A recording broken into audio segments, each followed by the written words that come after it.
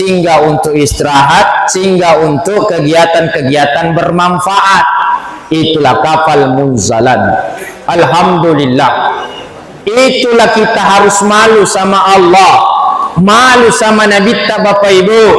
Narikutul imam moli, tapi dia tak perhatikan nyerongke nafoji Nabi ta nafoji nariku marwa masiji Nabi ta nafoji kumakesingi masiji Tapi kalau dia cok Nabi ta, berarti pertanyaan besar cinta tak kepada Nabi. Bapak Ibu, kalau kita cinta kepada Rasulullah, itulah tadi teladani sikap mulianya Nabi. Syadidal haya, matan resiri.